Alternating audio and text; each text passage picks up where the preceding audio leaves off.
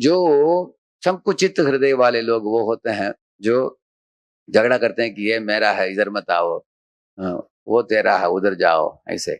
अभी दो देश के बीच में बड़ा झगड़ा जो हो रहा है, ये दोनों देश क्या करना चाहता है, इसको अंग्रेजी में बोलते हैं पसेसिव मेंटालिटी।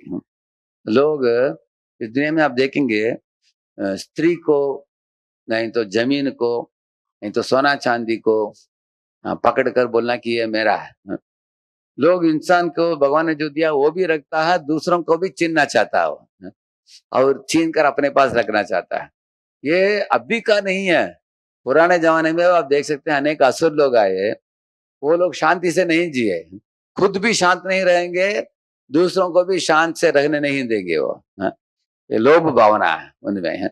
जैसे भारत में ब्रिटेन लोग आए ना, ब्रिटिश लोग, ब्रिटेन किधर है भारत किधर है, इतना दूर क्यों आए, इधर लूटने के लिए आए, इधर लूटा लूटी करना है। ये रेलवे लाइन जो लगाया है, कुछ लोग बोलते हैं कि अरे ब्रिटिश लोग इतने अच्छे हैं, रेलवे लाइन अच्छा लगाया। अरे रेलवे लाइन क्यों लगाया, सब लूट कर लेके जाने के लिए सुविधा बनाया उन्होंने, है? इसलिए बनाया है। अभी भी आप देखेंगे लंदन में उनके म्यूजियम में क्या क्या है भारत से लेके गए वो। इस तरह आप देख सकते हैं कि एक देश परदेश के अंदर घुसकर आक्रमण करना चाहता है, लूटा लूटी करना चाहता है, स्त्रियों को बलात्कार करता है, हाँ, नहीं तो जमीन को हड़प लेता है। तो इस तरह की भावना तब आता है जब इंसान आत्म तत्व को भूल जाता है। इसलिए भागवत में बताया गया है, वसुदेव कंस को उपदेश देते समय उन्होंने बताया, सर्वप्रथम ये जानो कि ये शरीर नश्वर है, बहुत समय टिकने वाली चीज नहीं है शरीर। 10 20 30 साल के अंदर ये जीर्ण हो जाएगा ये। हाँ, बहुत समय टिकने वाली चीज नहीं, इसलिए शरीर को सजाओ मत। हाँ, शरीर शरीर अ, शारीरिक चेतना में मत जियो। ये पहला चीज सिखाते हैं। आगे बताते हैं कि आत्मा जो है ये शरीर से अलग है, और ये शरीर रूपी गाड़ी में बैठा हुआ देही है, उसको बोलते हैं, उसको जाना वो अजर है अमर है। और ये शरीर को क्यों धारण किया उसने, कुछ पूर्व जन्म में इच्छा किया तुमने, उस इच्छा को पूर्ति करने के लिए दिया गया है शरीर। लेकिन उस इंद्रिय तर्पण को पूर्ति करने के बदले तुम अपने इंद्रिय मन को संयमित करके भगवान वासुदेव की भक्ति में लगोगे, उससे तुम ऊपर उठोगे। पुनः और एक शरीर नहीं धारण करना पड़ेगा तुमको, नहीं तो अनेक अनेक शरीर धारण करना पड़ेगा तुमको, अनेक बार करोड़ों शरीर धारण करना पड़ेगा।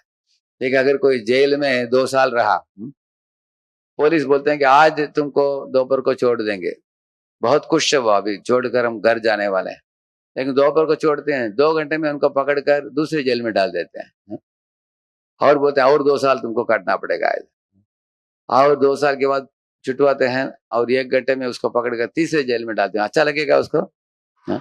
इस तरह हम लोग भी एक शरीर से छूटते हैं, दूसरा शरीर में डाला जाता है हमको। कभी राजा का शरीर, कभी जानवर का शरीर, कभी पेड़ का शरीर, कभी पंछी का शरीर, अलग अलग शरीर दिया जाता है आत्मा को। एक शरीर से छूटो, दूसरा प्राप्त करो। हाँ?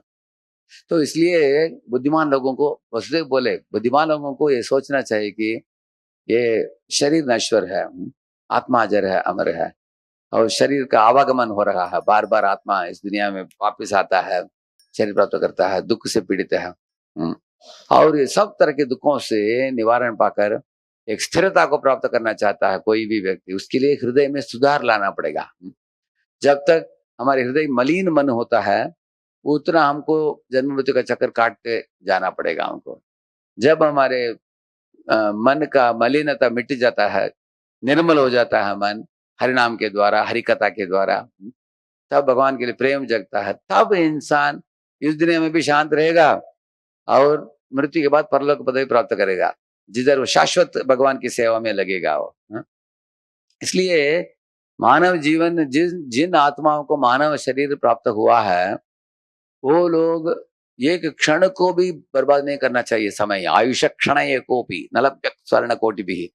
अरे कोटि स्वर्ण के सिक्के तुम देने के लिए भी तैयार हो, मृत्यु जब निकट आ जाता है एक क्षण भी नहीं मिलेगा तुमको। हाँ? एक व्यक्ति था कलकत्ता में, बड़ा करोड़पति, डॉक्टर को उसने बोला कि डॉक्टर मेरा कैंसर बढ़ता जा रहा है शरीर में, अभी आपने बोला कि मुझे 4 ही घंटा बचा है, हाँ? क्या आप मुझे 4 साल दे सकते हो? आपको मैं करोड़ों रुपये दूँगा। तो उनके पास हज़ारों करोड़ों रुपया था। वो बोला है कि आपको 100 करोड़ दे दूँगा आपको। क्या मेरा 4 साल बढ़ा सकते हो? वो बोला 4 घंटा तुम्हारे लिए है अभी, लेकिन उसे 1 मिनट भी मैं आगे नहीं बढ़ा पाऊँगा। नहीं, नहीं डॉक्टर मेरे बेटे हैं, वो लोग अभी तक तरुण अवस्था में हैं, परिपक्वता नहीं आया है उनमें। 4 साल मुझे मिलेगा तो मैं उनको सेटअप करके सब देकर मैं जाऊँगा बोला। वो बोले नहीं, नहीं, ये मेरे हाथ में नहीं है। डॉक्टर बोले मुझे तो 100 करोड़ तुमसे लेने की इच्छा है, लेकिन मैं तुमको जान नहीं दे पाऊँगा तुमको उससे ज़्यादा। इसलिए आपका 1 मिनट भी नहीं मिलेगा आपको जब मृत्यु निकट आ जाता है। इसलिए ये शरीर जो है बहुत दुर्लभ है, मनुष्य शरीर मिला है। और जब सूर्य का उदय होता है, सूर्य का अस्तमन होता है, हमारे आयु से 1 दिन कट जाता है। हाँ, जैसे कैलेंडर में निकालते हैं ना, कर कर करके एक-एक पेज निकालते हैं। दिसंबर 31 को सब निकल जाएगा। एक भी नहीं रहेगा। तो इंसान इंसान को बुद्धिमत्ता नहीं है कि अरे मेरे जीवन जीर्ण होता जा रहा है शरीर, जीवन घटता जा रहा है। तो सुबह से शाम तक मैंने क्या किया आज भगवान के लिए, प्रभुपाद जी के लिए, हर एक व्यक्ति को सोचना चाहिए। क्या मैंने कुछ हरिनाम किया क्या आज? या गीता भागवत का पाठ किया क्या? चित्त शुद्धि के लिए मैंने क्या किया है? हर एक व्यक्ति को पूछना चाहिए। क्योंकि सुधार जब तक नहीं आता है, हमें बार-बार आना पड़ेगा हमको। जब तक हम वही गंदे आदतों में हम फँसे रहेंगे, तो उन उन आदतों को वापस पकड़ने के लिए और एक शरीर प्राप्त होता है। लेकिन इन गंदे आदतों से ऊपर उठने के लिए हम हरिनाम करते हैं, हरि कथा श्रवण करते हैं। वो सुधार ही जीवन का लक्ष्य है। तो प्रभुपाद जी बोले कि God fearing, pure and simple. पहले वो लोग भगवान को मानते थे और शुद्ध थे और सरल थे। लेकिन जब ये दोनों देश इन चीज़ों को छोड़ दिया, आजकल आजकल क्या सरल जीवन जीवन जीते हैं लोग। भाई बहुत बड़े ऐश्वर्य में रहना चाहते हैं लोग। आजकल आप गाँव में भी जाकर देखो, बहुत बड़ा मकान बाँधते हैं। इतना रंग-बिरंगे मकान बाँधते हैं। गाँव में इतने बड़े मकान की क्या ज़रूरत है? बहुत बड़ा बनाते हैं आजकल। तो उनको देखकर और कुछ लोग ईर्ष्या हो जाते हैं, ईर्ष्या लोग हैं। और दूसरे लोग उनके साथ स्पर्धा करते हैं, आपने बाँधा हम भी बाँधेंगे, हैं? आपके पास बड़ा मोटर कार है, हम भी मोटर कार लाएँगे। स्पर्धा का दुनिया हो गया है, हैं? तो हर एक देश भी परदेश के ऊपर आक्रमण करके उसको भी अपने देश के साथ जोड़ना चाहता है, हैं? इस तरह। तो स्वामित्व जमाना चाहता है, दूसरों के ऊपर बॉसिंग करना चाहता है, नियंत्रण करना चाहता है, खुद भोगना चाहता है। तो जैसे बच्चों को माता-पिता देते हैं, अरे बेटा तुम एक टेडी बेयर ले लो, तुम एक ट्राइसाइकिल ले लो, तुम एक बलून ले लो, हाँ? अलग-अलग खिलौना देते हैं माता-पिता, लेकिन कुछ-कुछ बच्चे होते हैं, सब खिलौना उनको चाहिए, बाकी बच्चों को भगा देंगे वो, हैं? इस तरह का दुनिया अ, क्यों ऐसे हो गया? ये लोभ की भावना है, हाँ? लोभ की भावना। लोभ के कारण असुरक्षता भी महसूस होता है दूसरों को, क्योंकि ये सोचेंगे ये हमें आक्रमण करेगा, ये सोचता है कि ये हमको आक्रमण करेगा। तो डर बहुत पैदा हो गया। अभी बांग्लादेश में जो इंसिडेंट्स हुए, हाँ, इसके कारण भारत के लोग थोड़ा असुरक्षता को महसूस करते हैं। सोचते हैं कि अरे ये एक साइड, इस साइड में भी डेंजर है, उस साइड में भी डेंजर है, हैं? पता नहीं कब ये लोग अंदर घुसेंगे, इनका संख्या बढ़ जाएगा, हमारा क्या होगा? तो इस तरह से अनेक लोग अनेक मत, क्रिश्चियन, मुस्लिम, हिंदू, इनके बीच में भी कभी-कभी लोग नंबर की गिनती करते हैं, इनका संख्या कितना हुआ, हमारा संख्या कितना हुआ, हमारा क्या होगा, ये लोग क्या करेंगे? देखिए, इस तरह की चिंताओं से अगर आपको ऊपर उठना हो, तो हम लोगों को चित्त को शुद्ध करके भगवत धाम लौट जाना चाहिए। उधर किसी भी तरह का डर नहीं है। समाश्रिता ये पदपल्लव प्लवम महत् पदम पुण्य यशो मुरारे भवाम्बुधिर्वत्स पदम परम पदम पदम पदम यद विपदाम न तेषाम। ऐसे एक श्लोक है भागवत में कि भगवान के श्री चरणों में आश्रित जनों के लिए किसी भी तरह का चिंता नहीं है। इस दुनिया में भी चिंता नहीं, उस दुनिया में भी चिंता नहीं है उनके लिए। कारण क्या है? वो जानते हैं कि शरीर क्षणभंगुर है। जैसे कमल के पत्ते के ऊपर एक बूंद पानी डालो, वो टिकेगा नहीं, वो तो गिर जाएगा नीचे। इसी तरह का हमारे शरीर भी इतना ही क्षणभंगुर है। बहुत समय टिकने वाली पदार्थ नहीं है शरीर। मिट्टी से बनाया हुआ है, मिट्टी में ही मिलेगा वो। देव संगीता उप्यन्ते कृमि विट भस्म संगीतम, ऐसे भागवत में बताया गया है। ये शरीर तो कृमि विट भस्म बनेगा बाद में।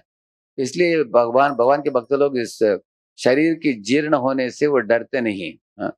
आज नहीं तो कल, ये शरीर तो छूटने वाले ही पदार्थ है, और जानते हैं कि आत्मा आ जा रहा है, हमारे भगवान का दास है।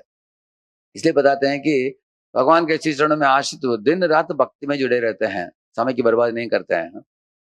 उनको मालूम है कि जैसे चाणक्य एक श्लोक में बोलता है, त्यज दुर्जन संसर्गम भज साधु समागमम कुरु पुण्यम होरात्रम स्मरण नित्यम अनित्यताम। वो बोलता है, चार चीज बोलता है।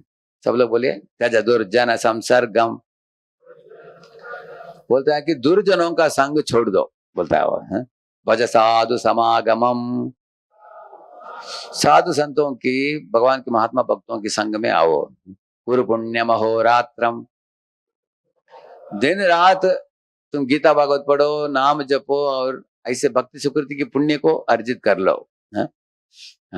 स्मरण नित्यम अनित्यताम, बोलते हैं कि ये बात जानो कि भौतिक दुनिया क्षण भंगुर है, हमेशा के लिए रहने वाला नहीं है, ये टिकने वाली चीज नहीं है, ये अनित्य संसार है, अनित्यम असुकम लोकम है। इसलिए वो बात को स्मरण, हमेशा स्मरण रखो, बोलते हैं। ये चार चीज बोलते हैं, दुर्जनों का संग त्यागो, सज्जन भक्तों का संग रखो, और दिन रात भगवत कैंकर्य करके भक्ति सुकृति को एकत्रित करो। और ये जानो कि दुनिया अनित्य दुनिया है, कुछ समय के लिए है, 60 साल 70 साल 80 साल के लिए, उसके बाद छूट जाएगा हाथ से। जो छूटने वाले चीज के पीछे मत पड़ो, छूटने वाले जिसको पकड़ कर मत रखो, वो छूट ही जाएगा वो। उसमें आसक्त मत हो जाओ, इसके विरुद्ध भगवान के श्री चरणों में आसक्त हो जाओ, उस उनकी सेवा में। तो ये पहला चीज बोला पर God fearing pure and simple.